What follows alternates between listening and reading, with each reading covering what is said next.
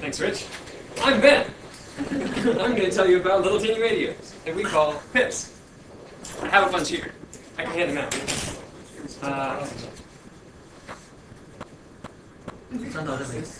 He's not looking. I should pass this around? Yeah, no, keep it. Actually, you guys have probably all seen them if you walk into the orbit room. So I'm just basically, I want to talk about just experimenting with them and what stuff you can learn from using them, because we have a lot. They are a resource here, so they can be useful for someone if you want to learn something about radio pretty quickly. And maybe a lot of you guys wander by and you don't know what they are, especially all the undergraduates. And I guess we probably have new masters and PhDs. I'm not sure. So anyway, PIP, what is it? It's a small radio device. Rich already said that. We kind of call it pipsqueak, and then PIP is actually a backronym that we decided to, because in papers we have to call it something that means something. It stands for Persistent Identification Packets. What we use them for is RFID tracking, and Rich Martin is a professor in the CS department, uses them in localization.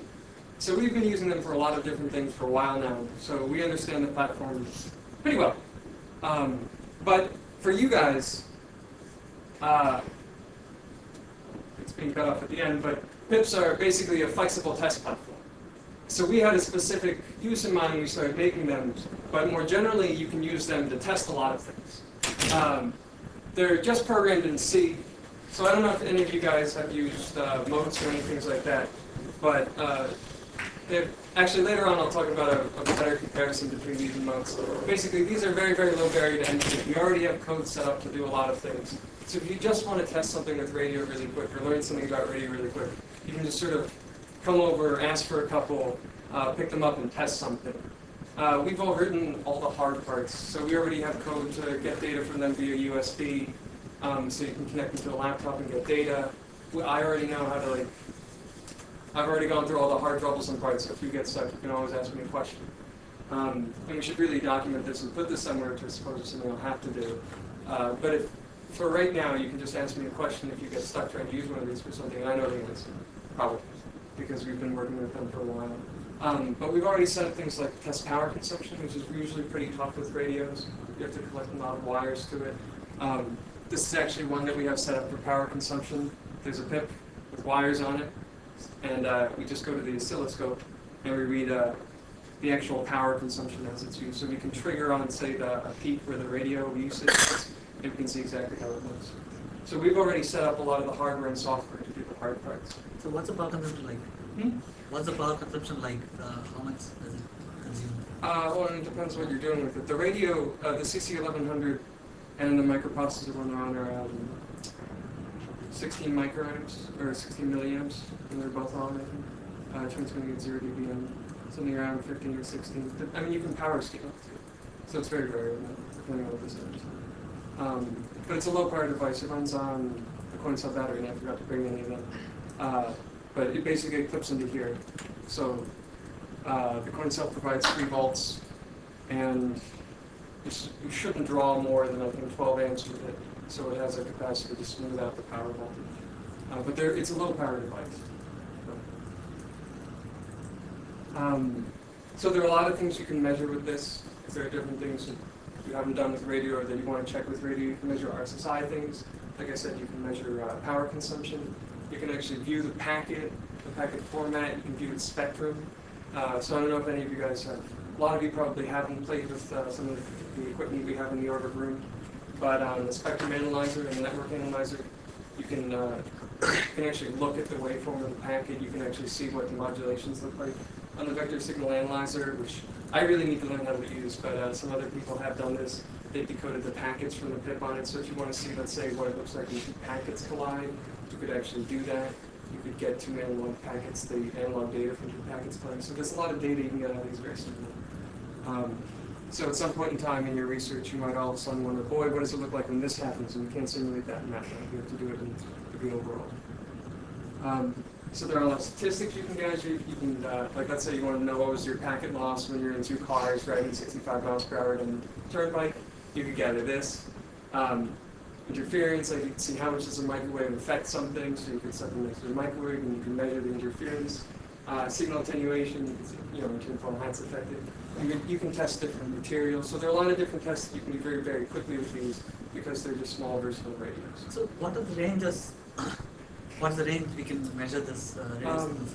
So outside they work for like 100 meters. You know?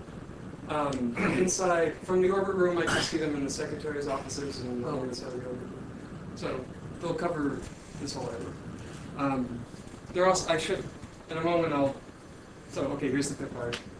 So there's a picture of the PIP. It's huge so you can see everything on it. That's the microcontroller.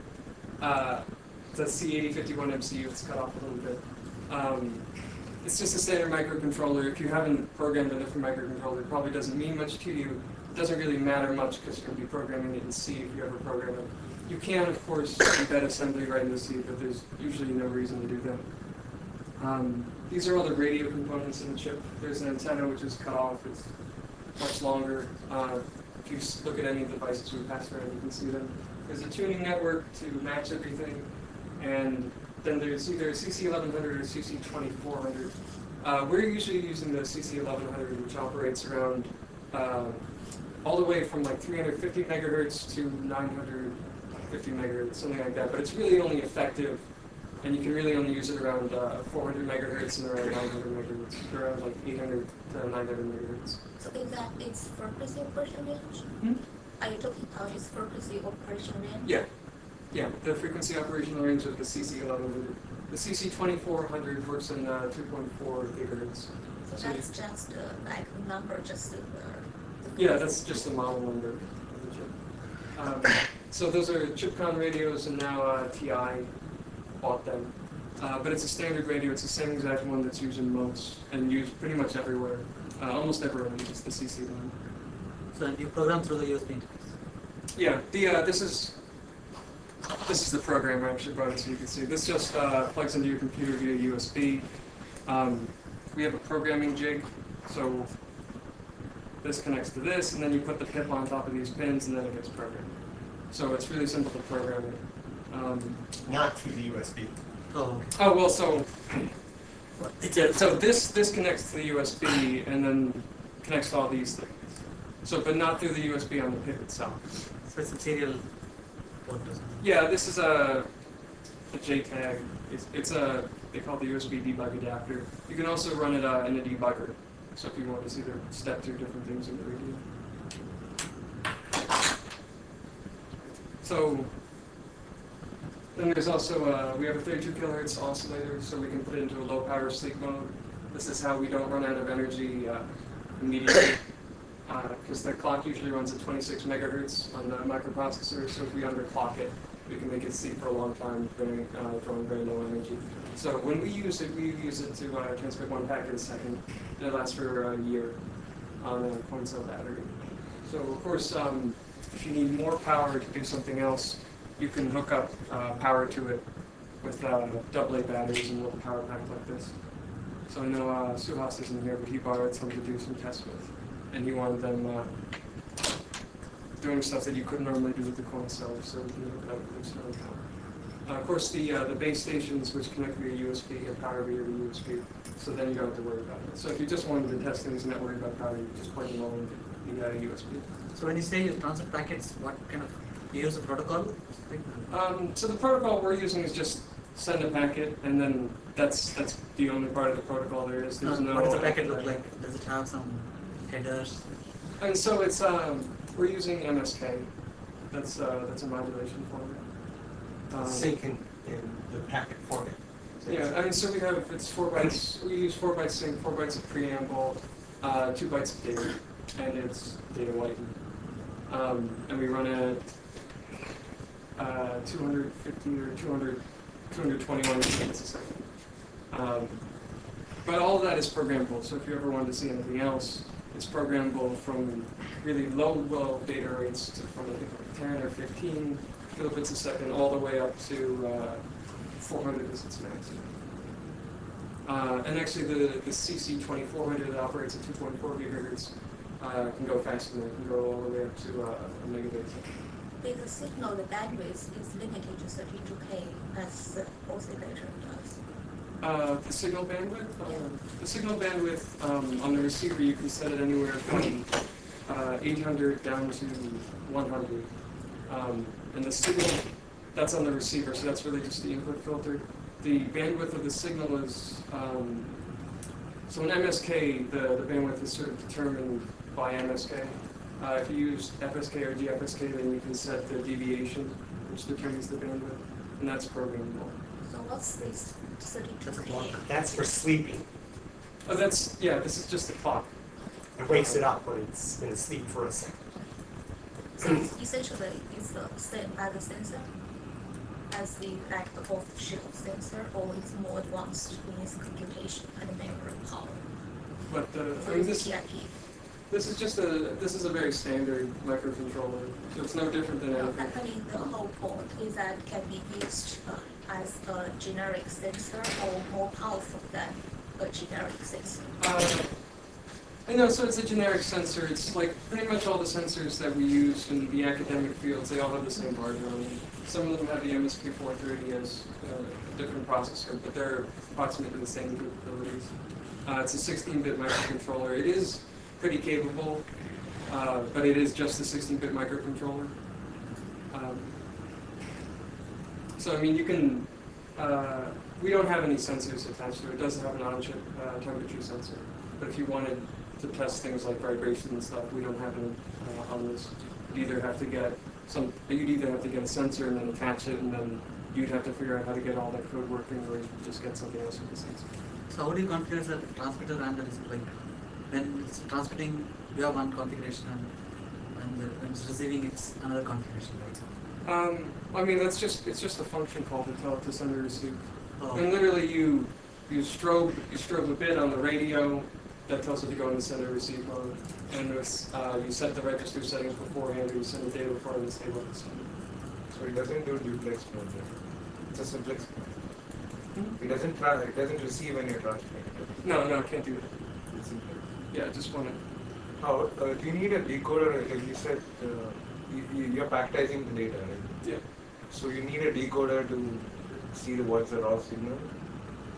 Like if I send an MSK signal in my payload, do I need a decoder to just cut the headers off the same chip? Oh, so Or it does it? no, the CC1100 does that on the other side. So I can just plug it to the oscilloscope or the spectrum analyzer and see what the spectrum.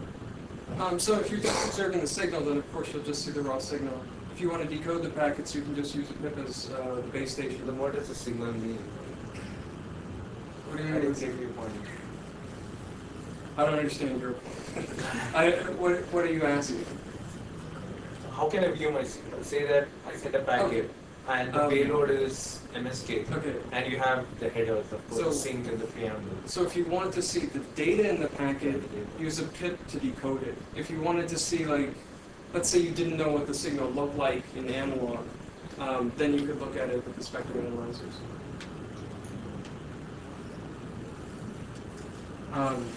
That's a 100 microfarad chip capacitor. That basically it draws power from the battery and then it charges the capacitor. So when the chip starts using energy that's higher than what's rated for the capacitor or for the battery, it doesn't go above that because it's drawing power from the capacitor. And then obviously we have USB. Some of them don't have USB on them because we just use them as transmitters. The ones that have USB on them, you can use them as transmitters or receivers or anything in between. So just a quick comparison to Berkeley Modes, to anyone who's familiar with Berkeley Modes. The hardware is all basically the same. These operate off of point cell. Most Berkeley Modes operate off of 2AA batteries. I think all the Berkeley Modes we have here operate off of 2AA batteries. Berkeley Modes are usually programmed in, they have a lot more flash memory and they're programmed in TinyOS and NestC. We don't have an operating system, it's just code. There's just the main function that just does stuff. It's just programmed in C, and then we use something called Kyle Microvision to program it. The only disadvantage of this is that we only have one license for Kyle Microvision here. It's on the Windows computer in the order in the table where I sit. We're thinking about porting it to SDCC, which is an open source compiler, and then you could program it from Linux. But as of right now, WinLAB only has one license for that. But other than that, it's very simple to program. And I'll give you some programming examples. in a little bit. So we already have software associated with this to do a lot of things, so if you want input statistics, we can give you software to get them. The first one is just the reader code. It just reads the data from the USB. It stores it in the database, so you have basically so you can always get your packet traces back later. We also have I wrote some analyze software that goes through and spits out statistics. It tells you the amount of collisions. It tells you the packet losses from ambient losses. It just tells you how many packets have arrived. It tells you which tags are in the system. And we also have the PIP code base. It's just different things we've made the PIPs do. So we've written send beacon code, which is just the transmit once a second, go back to sleep code. Receiver code for that, obviously, which just receives all the time. We also have jamming code. I've written jammers in a couple of different formats. And those ones, it's just jams. It just sends random bits. And then we also coded CS protocols at some point, although we're not using them right now. So if you ever wanted to see any of these things in action, they're easy to do and they're easy to check out. So rolling your own code is pretty easy. All the things in the CC11 reader are all tuned just by changing a register. And literally, you change a register value, and then instead of MSK, you're using FSK. You change it again, and then you're using on-off. You can change the power. You change the all these things. So it's really, really simple to test a lot of things at once. So if, like, before doing a simulation or something, you want to see how it works in the real world, it's really, really. It's a good idea to test it first, because if you just do a simulation off of assumptions, you'll probably make a mistake. So things like this are a good way to test something out. And we also have a lot of existing code, so it's easy to just put a small change in there. So, like I said, we have a file that has all the default register settings. You can change them there. Or there are commands you can use to actually go through each register and poke it into whatever you want, so you can switch modes. You can actually transmit a packet in one format, and then change the modulation format and change the network. So you can transmit an MSK packet, then an FSK packet, and you can do all sorts of things. So it's a fully programmable radio. So you should look at the data sheets if you are interested in programming things on them, because the data sheets list all the capabilities. I'm not going to go through all of them, because there are many, many and numerous, and I don't know them all, because there are so many. Does it let you read samples off? The analog sample? You can't get the analog sample back. To do that, you probably want to use the vector signal analyzer. We've done it with the vector signal analyzer, so I know you can. And then Rob Miller actually had some MATLAB code that he was using to decode packets. So I'm just going to show you a few examples of changing things in our code base, just to show you how simple it is. If you want to change the frequency, you include one of the header files we wrote, and you just call a function. Set frequency that's 92.1 megahertz. So it's that simple. If you want to write data to the USB FIFO, you include some header files, you call a function, you call another function. So all these things are really, really simple to set up, and I'm not going to teach you how to program in C, because I hope you all know how to program in something that's like C. But it's really, really simple to set up. If you've ever programmed in Berkeley Modes, NestC and TinyOS take a lot of setup sometimes. So if you want to do a quick test, this is kind of the way to go. If you want to send a variable length packet, it's again, you just set something in a register. You say that I'm going to send a variable length packet, and that means that the length of the packet goes into the first byte of the data that you send to the CC1100. When you call our send packet, you sell it the packet, or you give it an array with the data, you give it the size of the packet, and then it just sends it. So all these things are automatic. It's like magic. If you want to receive the packet, it's the same thing. You set the packet format. You can make a byte buffer to receive it in. You make a status buffer where it tells you basically if it was a good packet or a bad packet, and then you just tell it to receive. So the receive, it will all be written in the register, and you just read the register through your port, through this programming port. So on the receiver, on the PIP receiver, you call this, and then it receives it. Generally, what you do is you probably want to send that data to yourself. So you'd send it, you load it into the USB flash file, and then you could follow it up with it. We also have on these same things. This also has a serial port. So there's another mode where you can send it over the SPI bus off of the serial port. But That's slower than USB. So generally, we just read the data via USB. I mean, of course, if you're just using it as like, let's say you want to make a small mesh network, then you wouldn't have it connected to your computer. Then you just receive the packet and process it in whatever way the local PIP was processing. So what if I want to real time keep getting data and process? Then you'd have it just connected to a computer and you'd send it over USB to the computer. So if you want to transmit random data, which is basically jamming, you can set it to an infinite length transmission, and then there's another, so there are actually two settings in here. One says I'm using infinite length packet, the other one says I'm just put random data out when I set the transmit mode, and then you just tell the radio to go to transmit. So like all these things are really, really simple. In the same way, if you wanted to repeat a signal over and over, you could load it into a register and say I'm sending an infinite length packet. Here it is. And just set the register contents over and over.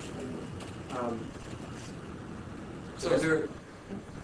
Just out of curiosity, like if I run this program, how long will the battery last? Just transmitting constantly. Well, if you had the power set at 0 dBm or RIS, the battery can't do that. So it would run out. I mean, that would be really quick. I think originally the battery it lasts for like half an hour or something. If you did that. Well, it's a 180 milliamp hour battery, and you're running 30 milliamps off of it when it's going. So it ought to run 3 hours, but it'll probably run about 3 minutes. Because it's way too much current, total current, peak current in the battery. The series resistance kills it. It's got a capacitor on there to let you put out pulses effectively.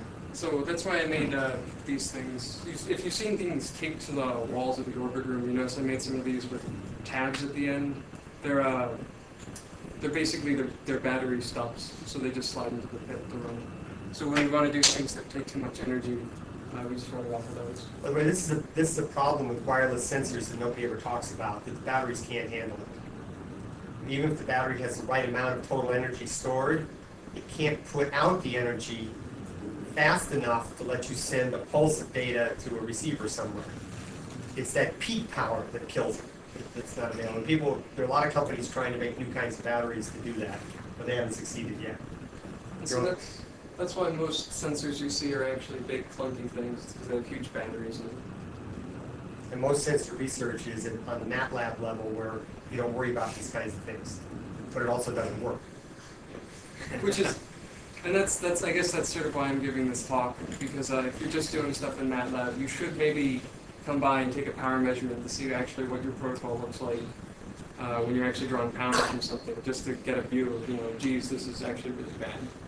So you're saying that you need a bigger battery to put out a bigger pulse, the peak pulse? You need a battery with a lower internal resistance, which is different from the amount of energy stored in the battery. Batteries have two figures of merit: how much energy they have and how many watts they will put out. The rate at which you have the amount of energy and the first derivative of the energy are the two parameters you care about. And for cars and sensors, you care about both of them. When a car is at a stoplight, you want to take off. You can have a tremendous battery, but if it only puts out a watt, but lasts for 1,000 years, it's totally useless. You'll never get through the intersection.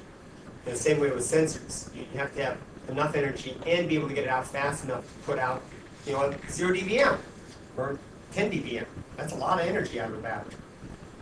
So, but there are batteries, but they'll be very big. They would be big, and they would probably have more energy than you need in order to get as much power as you need, which makes them big and clunky. Yeah, so that was that 100 microfarad capacitor. That was sort of a way to cheat, because we store extra energy in the capacitor, so we offset the power problems. And for those of you who worry about sensor networks, that capacitor costs about as much as the microprocessor. So when you worry about what something costs, there are pieces of it that are usually ignored. Yeah, I think there are a few batteries you can get that are around that small that do rate for a higher power draw, but it's not by much, and they are a lot fatter, basically. So like the CR2032, which is the coin cell we use, has a maximum rated draw of 12 milliamps. But even just the radio transmitting at 0 dBm is, I think, supposed to have a draw of like 13. So there's sort of no way that battery could power this radio when the radio is transmitting at even just normal power.